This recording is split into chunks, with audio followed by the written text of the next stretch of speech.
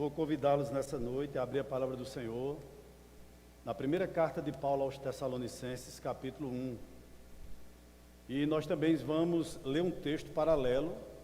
Após a leitura desse 1 Tessalonicenses, capítulo 1, nós vamos ler Atos 17, do verso 1 ao verso 10. E os irmãos vão entenderem por que nós estaremos lendo esses dois textos nessa noite.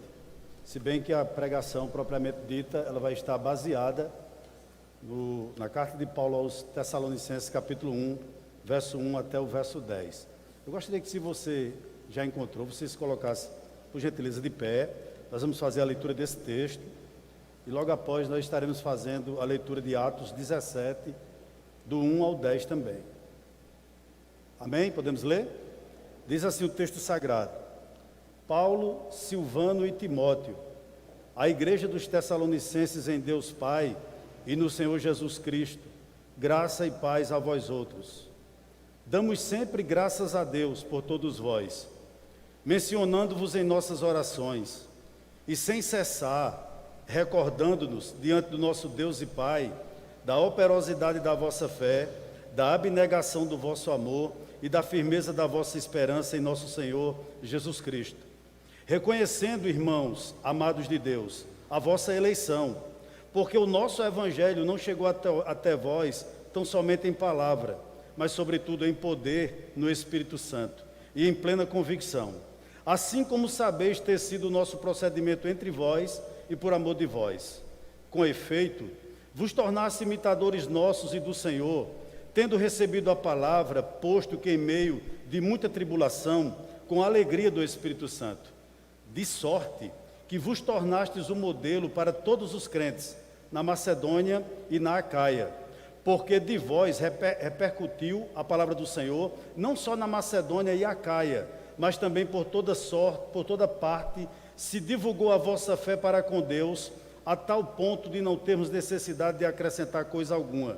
Pois eles mesmos, no tocante a nós, proclamam que repercussão teve o nosso ingresso no vosso meio, e como deixando os ídolos, vos convertestes a Deus para servirdes o Deus vivo e verdadeiro, e para aguardardes dos céus o seu Filho, a quem ele ressuscitou dentre os mortos, Jesus, que nos livra da ira vindoura. Os irmãos podem sentar, por favor.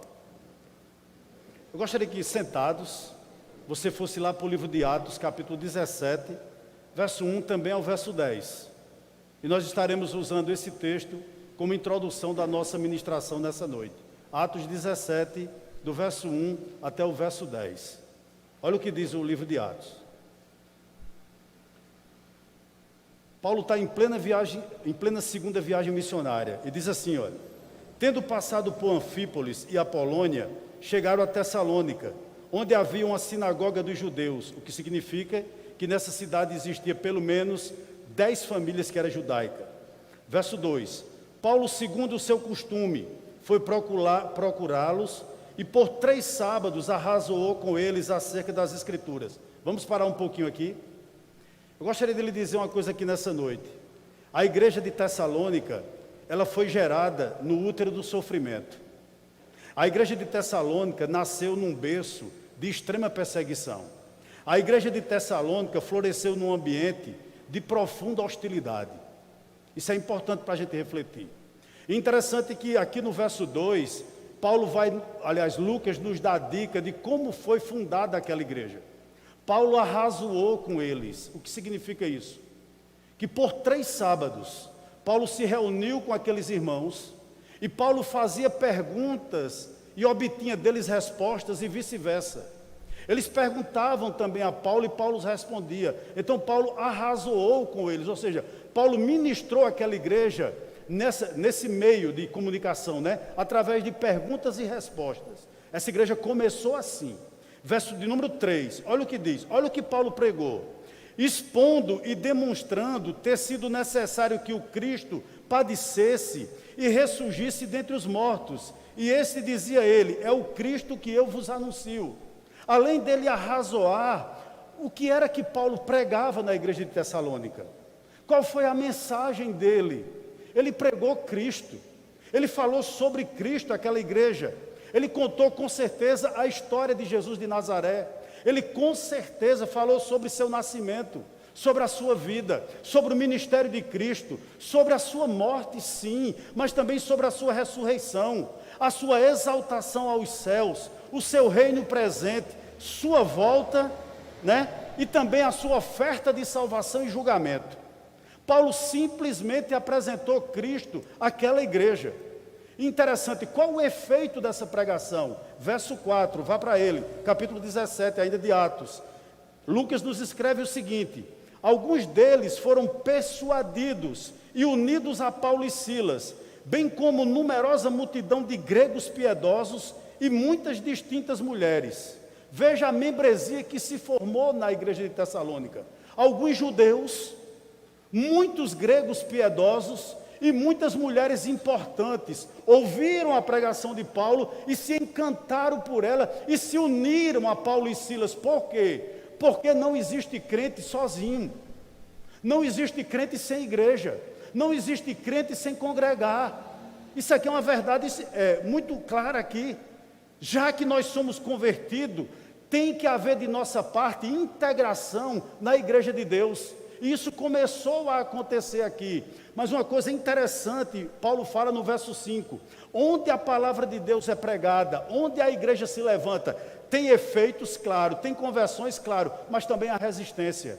Olhe para o verso número 5, a Bíblia diz o seguinte, olha: os judeus, porém, movidos de inveja, trazendo consigo alguns homens maus dentre a malandragem, ajuntando a turba, alvoroçaram a cidade e, assaltando a casa de Jason, procurava trazê-lo para o meio do povo. Porém, não os encontrando, arrastaram Jason e alguns irmãos perante as autoridades, clamando: estes têm transtornado o mundo, chegaram também até aqui. Estes que têm transtornado o mundo, chegaram também aqui, os quais Jason hospedou. Todos esses procedem contra os decretos de César, afirmando ser Jesus outro rei. Tanto a multidão como as autoridades ficaram agitadas ao ouvir estas palavras. Contudo, soltaram a Jason e os mais após terem recebido deles a fiança estipulada. Verso 10, para nós irmos para o nosso texto. E logo durante a noite os irmãos enviaram Paulo e Silas para Bereia. Ali chegados, dirigiram-se à sinagoga dos judeus. Esse texto ele relata o nascimento dessa igreja, da igreja de Tessalônica. E o que me chama a atenção aqui, eu gostaria de começar essa pregação propriamente dita, lhe fazendo uma pergunta. Quanto tempo é necessário para que você demonstre que você nasceu de novo? Quanto tempo é necessário para que uma pessoa demonstre os efeitos da regeneração na vida dele? Quantos? Se os irmãos prestarem atenção no texto que nós acabamos de ler aqui, Paulo pregou nessa igreja por 3 sábados. O que é que você entende? Em 15 dias, Paulo formou essa igreja. Só houve 3 pregações de Paulo. Depois ele foi expulso daquela cidade. Ele foi para Bereia, de Bereia ele vai para Atenas. E essas 3 pregações de Paulo vai nos relatar o que aconteceu no seio daquela igreja, de uma igreja muito nova. Paulo, quando chega em Atenas, preocupado com aquela igreja, manda que Timóteo vá até lá saber como é que aqueles irmãos estão. E logo após o relatório que ele obtém de Timóteo, ele emite essa carta para a igreja dos Tessalonicenses, com base naquilo que Timóteo tinha trazido para ele, como informação. Ele escreve essa carta lá de Corinto. Eu gostaria de pensar um pouquinho com vocês nessa noite sobre essa igreja de Tessalônica. Que marcas tinha essa igreja? Que sinais essa igreja demonstrava que verdadeiramente havia nascido de novo? Repito, quando Timóteo vai lá em Atenas, possivelmente essa igreja só tinha algo em torno de 2 meses de conversão. 2 meses de conversão. E eles estavam sem pastor. E o que é que Timóteo vê no seio daquela igreja? Um detalhe importante: correndo risco de vida. A qualquer momento, por serem cristãos, eles podiam morrer, podiam ser presos, podiam perder seus bens. Mas como essa igreja muito nova se comportava? Vamos pensar sobre isso nessa noite. Eu chamo a sua atenção, por gentileza, para o verso de número 1. Olha o que Paulo vai dizer. Paulo, Silvano e Timóteo, Silvano é Silas, a igreja dos Tessalonicenses em Deus Pai e no Senhor Jesus Cristo, graça e paz a vós outros. O que me chama a atenção aqui é que já no primeiro versículo, Paulo não chama eles de neófitos, apesar de serem. Já no primeiro versículo, Paulo não os chama de muito novinho, uma classe de pessoas que possivelmente não tinha muitas, gerava dúvidas no coração de Paulo se era crente ou não. Pense comigo o seguinte, talvez lá em Corinto, ou em Atenas, ou em Bereia, né? Paulo reunido com Silas, reunido com Timóteo, olhasse para eles e dissesse o seguinte, entenda o que eu quero dizer aqui. A gente coloca a placa naquela igreja de Tessalônica ou não? É bem verdade que eles não se reuniam num templo como a gente aqui. Isso só aconteceu a partir do 4º século. A igreja ainda se reunia em casa. Mas imagine que Paulo, uma conjectura, irmãos, tivesse alugado um salão em Tessalônica e tivesse conseguido reunir aqueles irmãos e ele fizesse uma reunião com eles, Silas e Timóteo e dissesse, nós colocamos a placa na igreja de Tessalônica ou não? Por quê? Porque eles são muito novos. Paulo não fez isso. Perceba no verso 1 que Paulo os trata da seguinte maneira, a igreja dos Tessalonicenses. O que significa que, como Paulo via aqueles irmãos? Ele via que exatamente eles eram pessoas que foram chamados das trevas para a luz. Paulo tinha convicção plena, que a maioria daquela igreja era constituída de pessoas crentes, que a maioria daqueles crentes que tinham muito pouco de evangelho, muito pouco tempo, possivelmente 2 meses de evangelho, eles continuavam no Senhor. Essa era uma convicção. E Paulo diz, sabe por que vocês ainda estão firmes? Sabe por que vocês ainda continuam firmes? A resposta está no verso 1 ainda. Ele diz o seguinte, olha, a igreja dos Tessalonicenses em Deus Pai e no Senhor Jesus Cristo. O que é que ele está dizendo? Ele está dizendo algo muito importante, irmãos. Eu gostaria de lhe fazer aqui uma recomendação nessa noite. Não leia a Bíblia de qualquer jeito. Não pule versos. Nada aqui na Bíblia está escrito à toa. Tudo tem informação para nós. Eu gostaria de pensar sobre você, qual era a força motriz dessa igreja? O que movia essa igreja?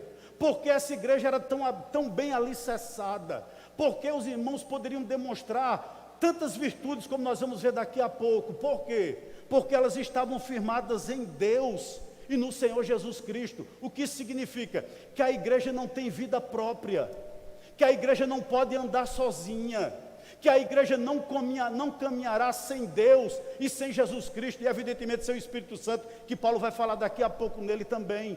Ou seja, sem a Trindade Santa, nós não somos nada. A sua força não está dentro de nós, a força não está no nosso intelecto, a força não está no nosso braço, a força não está na nossa capacidade. Irmãos, a força não está, irmãos, na maneira tão ávida como nós fugimos do pecado por nós mesmos, não. Paulo deixa claro aqui que a força que move essa igreja é algo extraordinário e que eu creio que também move a nossa igreja aqui no Médici. Eles estavam em Deus e eles estavam no Senhor Jesus Cristo. Essa era a força dessa igreja. Por isso que eles podiam suportar tanta tribulação. E interessante, como prova que eles estavam em Deus e no Senhor Jesus Cristo, ele tinha 2 coisas que faltam na vida de muito crente. Vai no verso 1 ainda. Graça e paz a vós outros. O que isso significa? Para você, o que é uma pessoa que é cheia de graça? É aquela pessoa que reconhece que ela foi salva pelo mérito de outro. Que ela reconhece que a salvação não é obra dela, não é mérito nem demérito dela, mas ela recebeu pela graça do nosso Senhor e Salvador Jesus Cristo. Então essa pessoa que é cheia de graça, graça é a fonte, e paz é a água que emerge dessa fonte. Então essa pessoa que vive na força do Senhor, que vive na força de Deus, ela exala ao mesmo tempo graça e ao mesmo tempo paz. E esses crentes bem novinhos de Tessalônica, com 2 meses de conversão apenas, que ouviram possivelmente 3 sermões, e que muito possivelmente nesse exato momento estavam sem pastor, eles conseguiam exalar essas coisas. Mas eu acho que o segredo também estava, sabe em quê? No que Paulo fazia por aquela igreja. Eu chamo a sua atenção para o verso 2 agora. Olha o que ele vai dizer. Damos sempre graças a Deus por todos vós, mencionando-vos em nossas orações e sem cessar. Pare um pouquinho aqui para nós pensarmos no seguinte aqui. Interessante que, só uma nota aqui de rodapé, irmãos. No mundo antigo, e esses irmãos, parte deles, dos Tessalonicenses, vinham do paganismo. Quando eles recebiam a carta, eles recebiam com essa estrutura aqui que Paulo emitiu para eles. Tinha o nome do emitente, e depois do nome do emitente, tinha o nome do Deus que eles serviam. Por exemplo, certamente, os habitantes de Tessalônica recebiam o seguinte: fulano de tal, damos sempre graças a Zeus, que era o Deus mais próximo dos Tessalonicenses. E Paulo emite a carta com o mesmo modelo literário, só que ele muda. Olha o que ele diz no verso 2: damos sempre graças a Deus. Mas que Deus é esse aqui que Paulo fala? Ao Deus verdadeiro, né? O que isso significa? Significa que as ações de graças de Paulo por aquela igreja era que eles não só tinham abolido os ídolos do coração, e você vai ver isso lá na frente. Eles tiraram os ídolos das paredes, eles não frequentavam mais os montes atrás do Deus chamado Zeus, mas eles também tiraram ele da mente. Isso já não afligia mais eles. Receber uma epístola, não dando graças a Zeus ou a outra divindade qualquer, mas ao Deus verdadeiro. Isso é digno de nota aqui nessa noite, sabe? Mas Paulo vai dizer o que ele fez por aquela igreja. Olha o que ele fez por aquela igreja. Ele diz o seguinte: olha, damos sempre graças a Deus por todos vós, mencionando-vos em nossas orações. O que é que você entende aqui? Que de forma coletiva, mesmo em plena viagem missionária, na segunda, Paulo, Silas e Timóteo paravam para orar pelos Tessalonicenses. Eles sempre oravam por eles. E um detalhe com base no verso de número 2, mencionando-vos em nossas orações. O que significa? Falando com Deus nome por nome. Paulo lembrava de toda a membresia. Talvez, quem sabe, ele dividisse, parte para Silas, parte para Timóteo, parte com ele, não sei, possivelmente, ou talvez cada um orasse da maneira como o Espírito Santo direcionasse, mas nome por nome, pessoa por pessoa, um a um, Paulo os apresentava a Deus. Posso lhe fazer uma pergunta muito sincera aqui nessa noite? Qual foi a última vez que você orou pela sua igreja?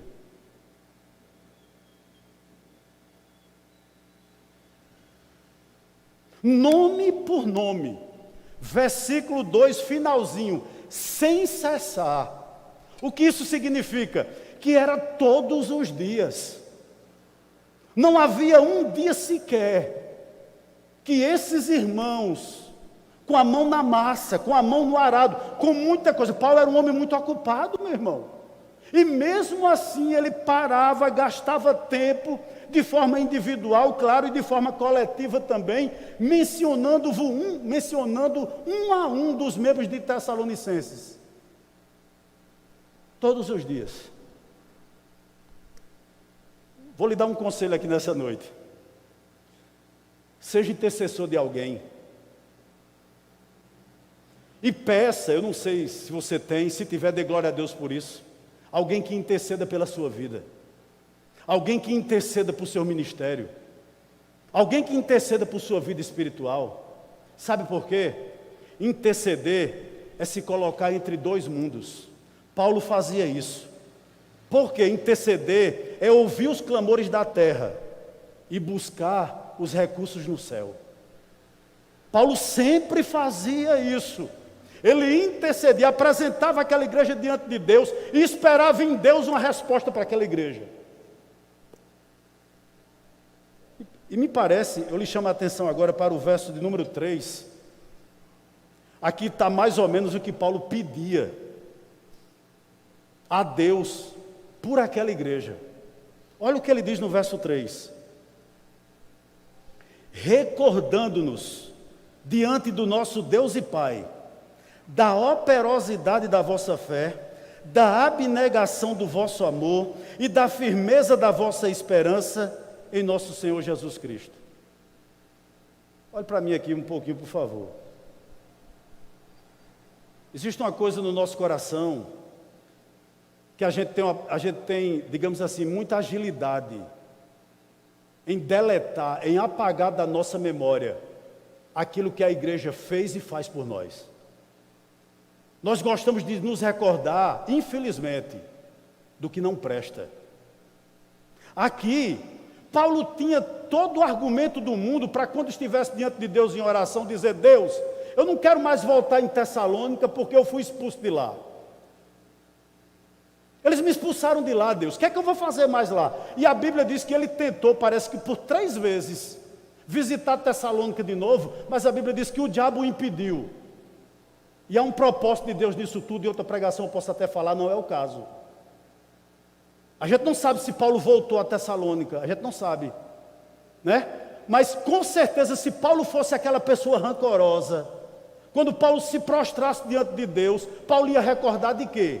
Paulo ia recordar de ter sido expulso, de não ter sido bem visto, dos próprios tessalonicenses, os judeus que eram contrários ao ministério de Paulo. Está dizendo que na realidade Paulo era um tagarela, Paulo era um pregador itinerante, que só queria lucro, capítulo 2 dessa carta nos diz isso. Mas Paulo não recorda diante de Deus disso, sabe por quê? Quem quer permanecer na igreja do Senhor, não deixa o coração azedar. A Bíblia diz: de tudo que você deve guardar, guarde o seu coração. Essa é uma grande realidade. E Paulo vai dizer a Deus: olha Deus, em oração, quando eu me prostro diante de Ti, eu só posso recordar de 3 coisas que me trazem alegria naquela igreja. E são 3 virtudes cardeais. Presta atenção no que eu vou dizer aqui nessa noite. De quem é crente. Você é crente? Você se denomina cristão? Você tem que ter essas 3 coisas na sua vida. Do verso 3. Vamos para ela? Verso 3. Olha o que Paulo vai dizer.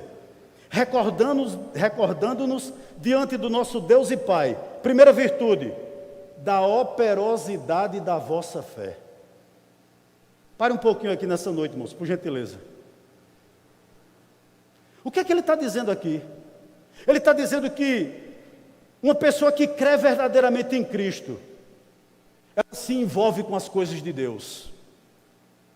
Ela tem uma fé operante. Isso é uma realidade. A frase não é minha, é de um comentarista chamado Matthew Henry.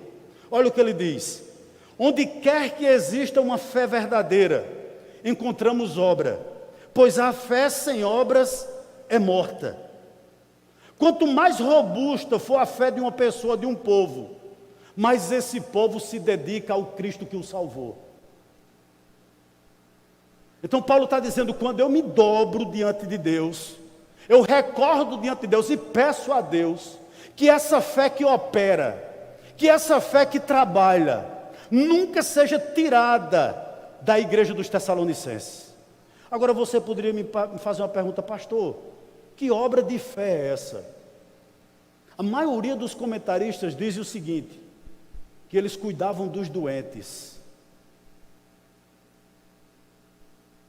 que eles se preocupavam com os pobres, que eles com certeza ajudavam os menos cultos, os incultos da igreja, mas principalmente, abra seus ouvidos, essa igreja que só tinha 2 meses de conversão, se envolvia com a obra missionária. Você é crente?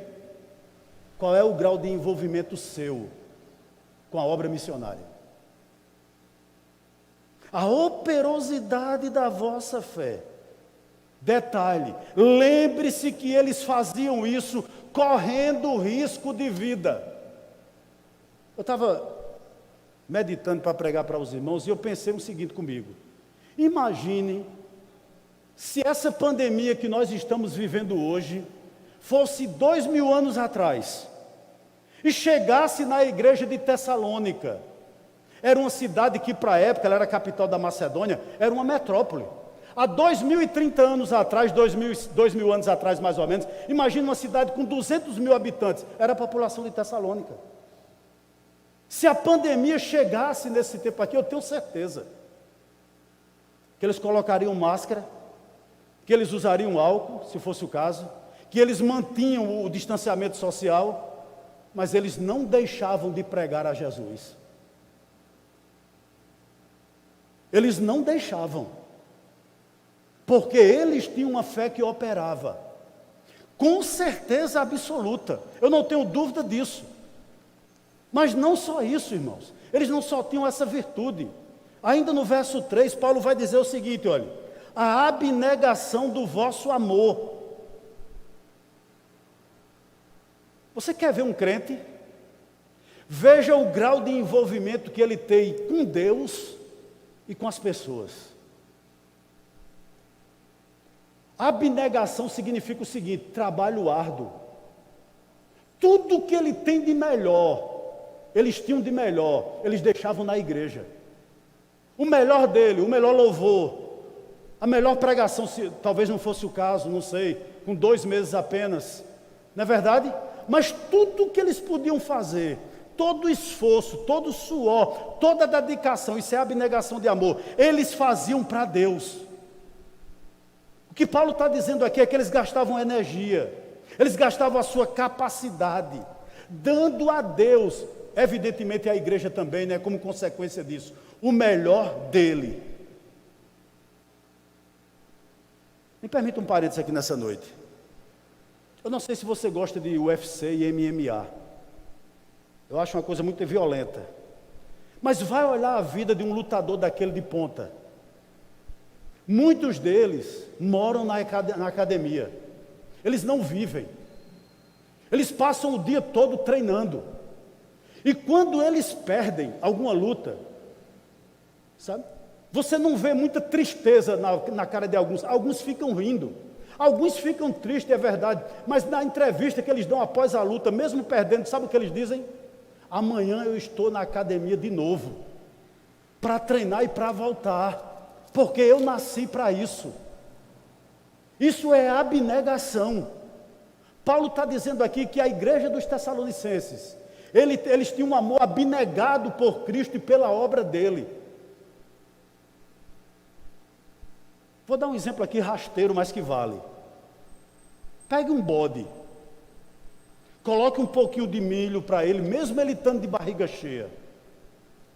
Ele vai lá comer com toda dedicação, com toda abnegação. Mas pegue esse mesmo bode e tente o levar para dentro d'água. Coloque uma corda em seu pescoço e puxe. Ele só vem se for na marra. O que eu quero dizer aqui com esses 2 exemplos? Eu não creio que alguém que é habitado, que é dirigido, que é ministrado pelo Espírito Santo, tenha dificuldade de se envolver com as coisas de Deus. Se você é habitado pelo Espírito Santo, se você é ministrado pelo Espírito Santo, se você verdadeiramente é essa pessoa, dirigida por Ele, você tem prazer em fazer as coisas para Deus. Prazer. Você tem um amor abnegado. Ô meus irmãos, eu poderia dar tanto exemplo aqui, mas eu poderia ser injusto com alguns. Eu vou dar um exemplo lá da Catingueira. Tem um irmão lá na nossa congregação na Catingueira, irmão Adriano. Ele é pedreiro. E a semana passada ele foi fazer um serviço lá na minha casa. E ao término do serviço, sabe o que ele me disse? Ele disse: pastor, o maior prazer da minha vida é limpar a igreja. fazer a limpeza da igreja. Como eu me sinto útil, pastor? Porque eu não louvo bem, eu não prego bem. Mas o fato de eu limpar a igreja nas quartas e aos domingos para o culto, eu faço isso com prazer. O culto começa às 7h30. 6:50 ele está com a igreja aberta, ouvindo louvor.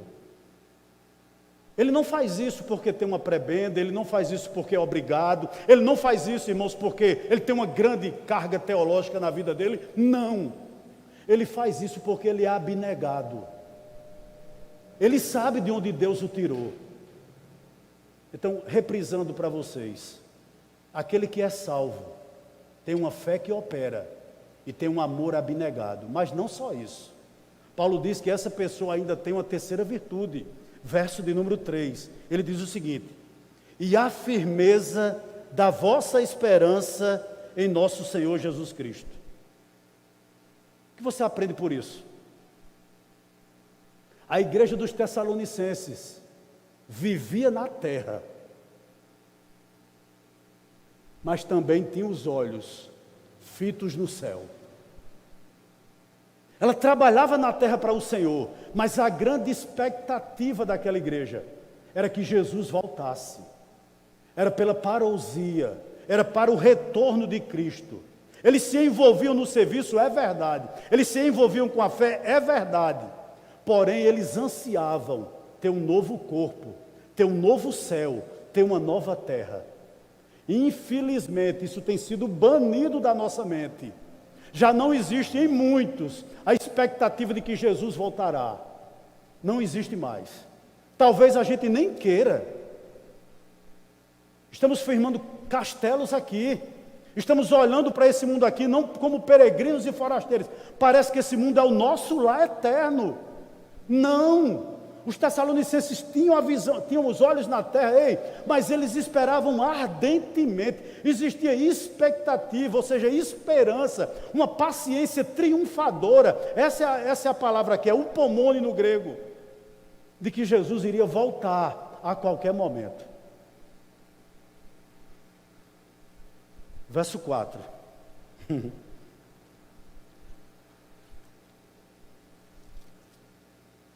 Verso 4, ele nos diz o seguinte: reconhecendo, irmãos amados de Deus, a vossa eleição. Posso lhe fazer outra pergunta aqui, ou aliás duas? Colhe-se figos em abrolhos? É possível uma árvore má dar bons frutos?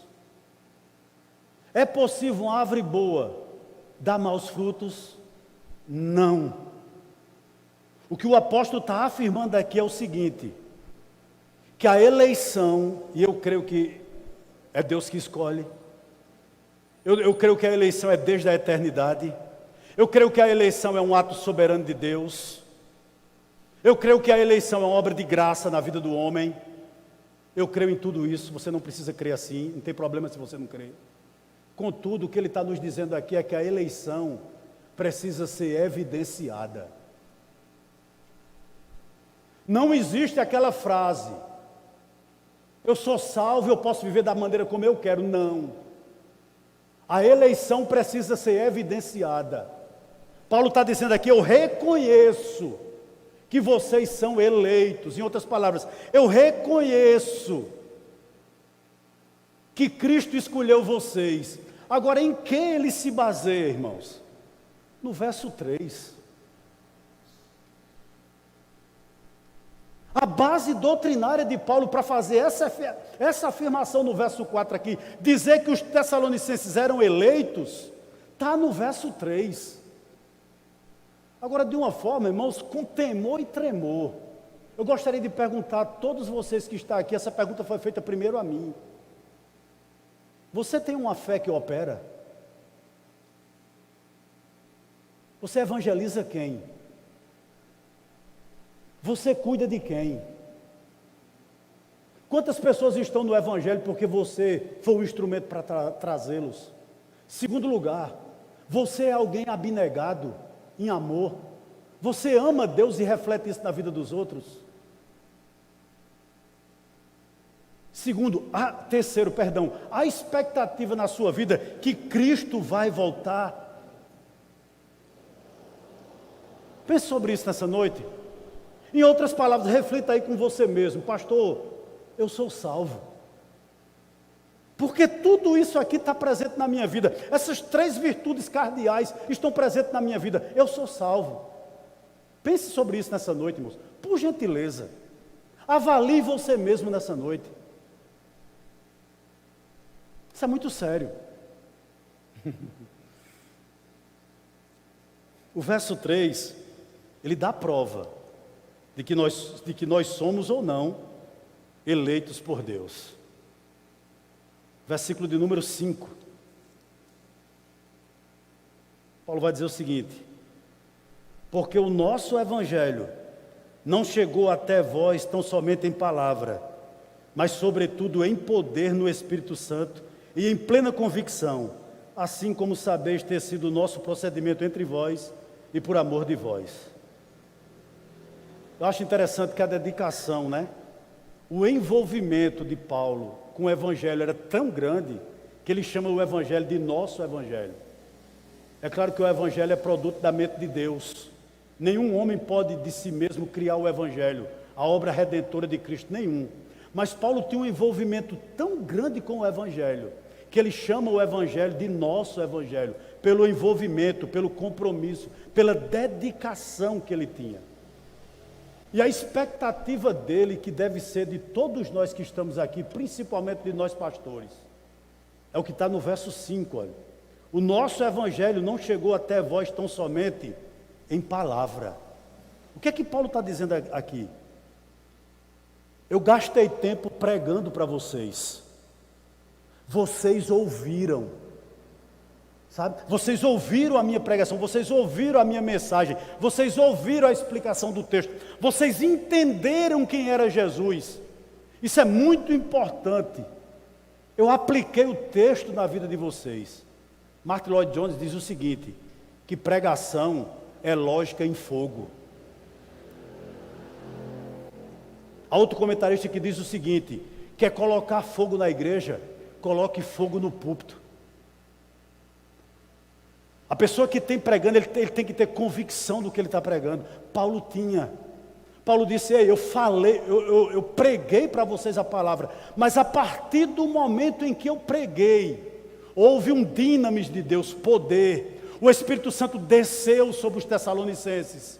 É isso que ele está dizendo no verso 5, olha. Porque o nosso evangelho não chegou até vós somente em palavra, mas sobretudo em poder no Espírito Santo. Irmãos, o que isso significa?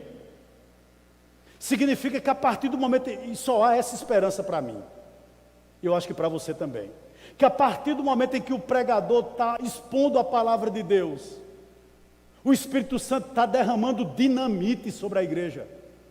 Mas é interessante que, e o termo aqui de poder é dinamis mesmo do grego, de onde vem a nossa palavra dinamite. Interessante que a dinamite que é usada por aí é usada para destruir, mas a daqui não, ela não destrói, ela constrói. Paulo está dizendo que há poder do Espírito Santo sendo derramado sobre a igreja. E é a única expectativa que ele tem, e esperança que ele tem, que eu tenho também, e prova cabal, que pode mudar a vida de um homem. Eu ouvi um testemunho de um jovem aqui segunda-feira. Irmãos, como eu fui dormir alegre. Um jovem aqui da igreja conversou comigo segunda-feira. Como eu fiquei animado com esse jovem.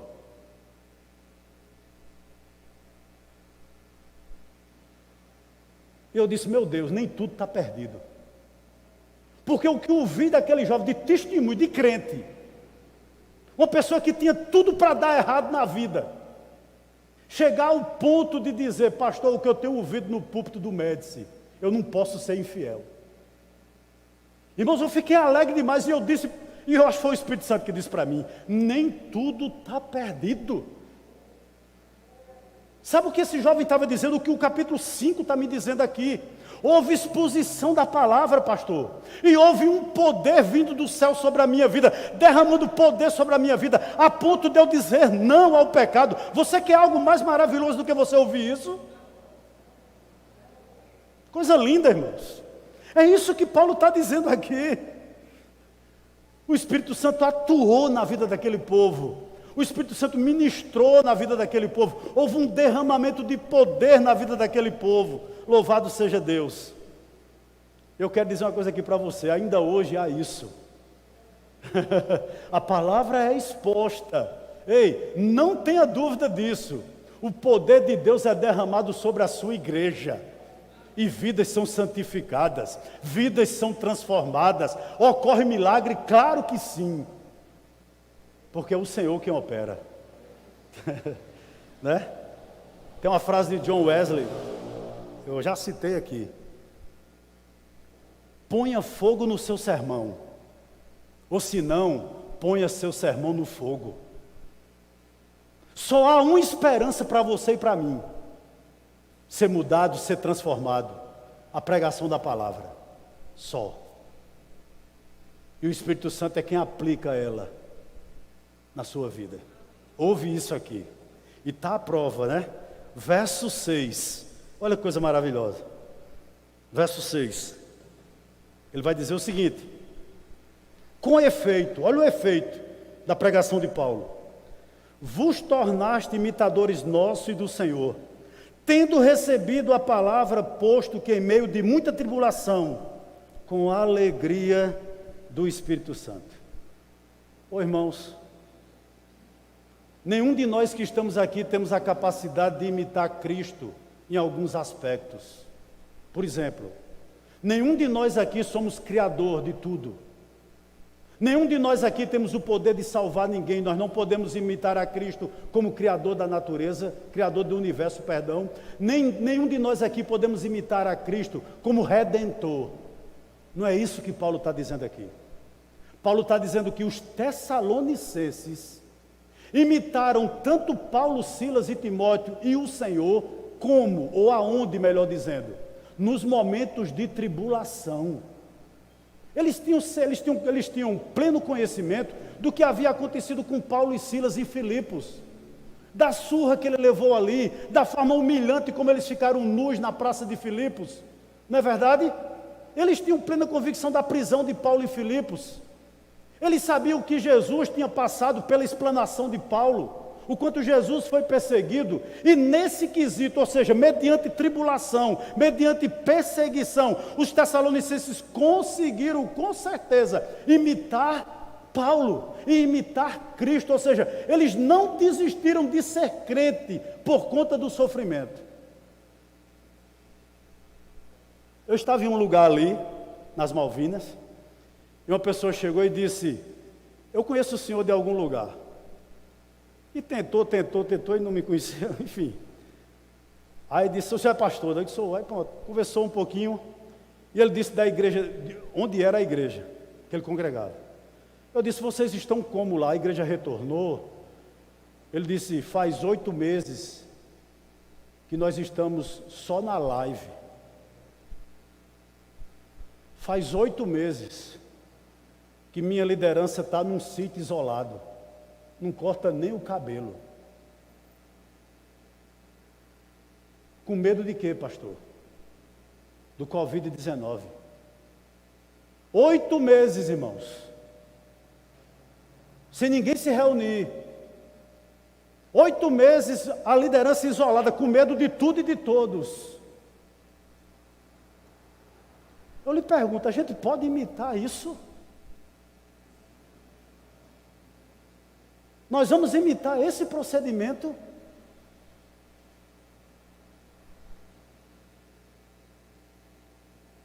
Tribulação, perseguição, a iminência de perder a vida. E eles continuavam imitando o Senhor, imitando Paulo, Silas e Timóteo, no meio do sofrimento.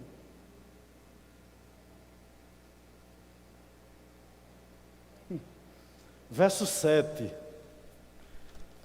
Um dos versos mais belos desse capítulo 1. De sorte, ou seja, vocês sofreram exatamente como eu, Paulo está dizendo, exatamente como Cristo. De sorte que vos tornastes um modelo para todos os crentes na Macedônia e na Acaia. Meus irmãos, nenhuma pessoa pode ser imitador, se não é exemplo. Você não pode ser imitador de uma pessoa, de Cristo, por exemplo, ou de Paulo, se você não é exemplo. O que é que você aprende aqui? Eu aprendo aqui que a igreja dos Tessalonicenses não só abraçou informação, mas também transformação. Não sei se você lembra do texto que nós lemos lá em Atos 17. Disseram acerca de Paulo, Silas e Timóteo o seguinte: esses que estão transtornando o mundo, não. Esses que estão transformando o mundo. Essa era que era a grande realidade. Agora eu lhe faço uma pergunta aqui nessa noite. Por que essa igreja era tão saudável? Por quê? Por que essa igreja era tão saudável?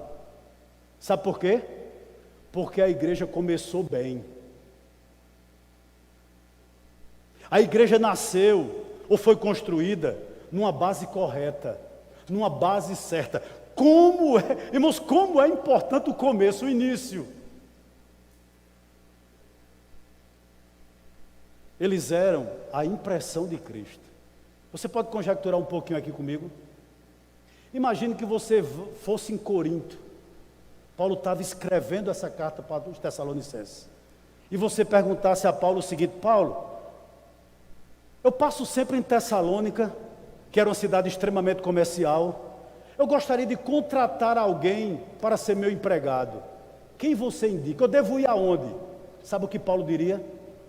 Vá na igreja de Tessalônica. Eu tenho a pessoa para você lá, ou as pessoas para você lá. Você é uma mãe preocupada com quem sua filha ou seu filho vai casar. E você fosse a Paulo como seu pastor e perguntasse a Paulo: Paulo, na igreja, em que igreja, Paulo? Há um jovem ou uma jovem assim, assim, assim, que possa aproximar meu filho ou minha filha mais de Deus. Paulo dizia: em Tessalônica eu tenho. Eles são o modelo, eles são o tipo, eles são a impressão de Cristo, eles são a xerox de Cristo. Lá eu tenho. Abra seus ouvidos. 2 meses de conversão. Talvez só tenham ouvido 3 sermões, os 3 de Paulo. Não sei, possivelmente. 15 dias fundou a igreja. 2 meses de convertido. Olha aí.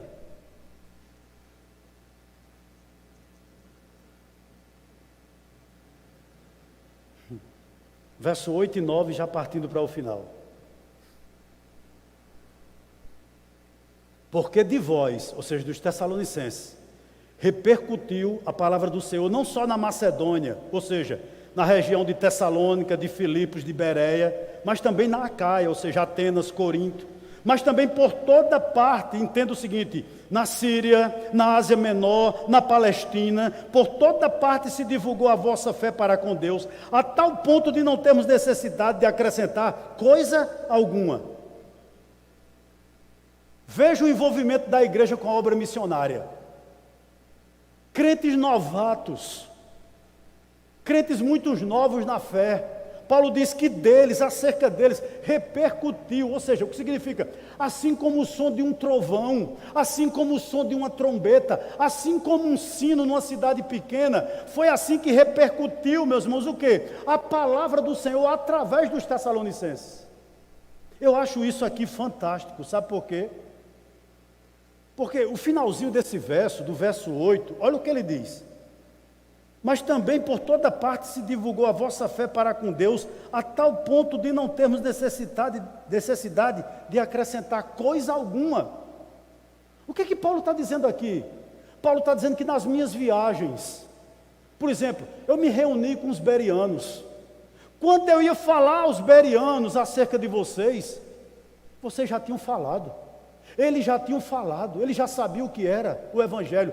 Por quê? Porque na Macedônia, na Acaia, na Ásia Menor, as pessoas não falavam em outra coisa, a não ser na conversão daquelas pessoas. Ô irmão, você imagina o que é, por exemplo, a gente saísse aqui no Médici, 8 grupos familiares, Quando a gente entrasse em uma determinada casa, que você abrisse o evangelho, as pessoas dissessem a você: espera aí, já veio alguém aqui para me pregar? Eu já ouvi isso. De quem? Dos novos convertidos de Tessalônica. Era isso que estava acontecendo. Irmão, que coisa maravilhosa. Sabe? E olhando para esse texto, eu digo aqui uma coisa a você nessa noite. Eu fiquei envergonhado. Envergonhado. Como eu tenho feito pouco, ou quase nada. São meus sonhos, talvez sejam seus sonhos, né? Mas para Deus, será que a gente não é negligente? Pense sobre isso. Versículo 9. Pois eles mesmos, no tocante a nós, proclamam que repercussão teve o nosso ingresso no vosso meio. E como deixando os ídolos, vos convertestes ao Deus verdadeiro, a Deus, perdão, para servirdes o Deus vivo e verdadeiro. Quando você olha para o verso 9, a que conclusão você chega aqui? Paulo está dizendo, afirmando, que a conversão dessas pessoas era conversão genuína. Porque existe conversão genuína e existe conversão mentirosa. Você poderia me perguntar: pastor, o que é conversão? É uma equação mais ou menos simples. Conversão é igual a arrependimento de pecados mais fé em Cristo. Se isso na sua vida não existe, você não é convertido. Conversão é igual a arrependimento dos pecados e fé na pessoa de Jesus Cristo. Está aqui. Prova do arrependimento dos Tessalonicenses, verso 9. Eles deixaram os ídolos. Ou seja, o que isso significa? Eles romperam com o passado. Irmãos, arrependimento é romper com a nossa velha vida. Me permita aqui um parênteses. Ruth. Há muito personagem que nos encanta, né? Bíblico. E um personagem que me encanta é Ruth, a moabita. Ela adorava o Deus chamado Camus. Casou com o filho de Noemi. Ele morreu, ela ficou viúva. A nora dela, Noemi, também ficou viúva. Noemi era uma mulher amarga. E Noemi diz: eu vou voltar para meu Deus. E Noemi diz a ela o seguinte: tu volta para o teu povo e para o teu Deus, na expectativa que Ruth casasse de novo com algum moabita. O que é que Ruth diz? Eu acho que ela chegou para Noemi e disse o seguinte: parece que tu não entendesse nada. O teu Deus, Noemi, é o meu Deus. O teu povo é o meu povo. Em outras palavras, sabe o que ela estava dizendo à sogra dela? Eu rompi com o meu passado. Camus, o Deus dos moabitas, e tudo que eu fazia aqui de errado, idolatria, não sei mais o que, eu rompi com isso. Eu estou convertida. Era isso aqui que aconteceu na igreja dos Tessalonicenses, na vida dos Tessalonicenses. Houve rompimento com o pecado, houve arrependimento. Mas não só isso, né? Vos convertestes a Deus, para servirdes o Deus vivo e verdadeiro. Fé no Deus certo. Porque você não pode ter fé na fé, fé nos ídolos, fé no homem, fé no pastor, fé no apóstolo, não. Eles tinham fé no Deus vivo e verdadeiro. E para fechar, verso de número 10. Paulo diz o seguinte no verso 10. E para aguardardes dos céus o seu Filho, a quem ele ressuscitou dentre os mortos, Jesus, que nos livra da ira vindoura. Antes do Evangelho chegar em Tessalônica, antes do Evangelho chegar na sua vida que está aí, ó, sabe como você era? Efésios 2,12. Você vivia sem Deus no mundo. Todos nós que estamos aqui. Essa era a vida dos Tessalonicenses. Nós éramos um povo sem esperança. Não tinha esperança. Paulo diz o seguinte, olha, verso 10, capítulo 10, verso 10, perdão. Que eles começaram a aguardar do céu o seu Filho. Ou seja, ele apenas não crê na volta de Cristo, mas eles estão preparados para ela. Posso lhe fazer uma pergunta?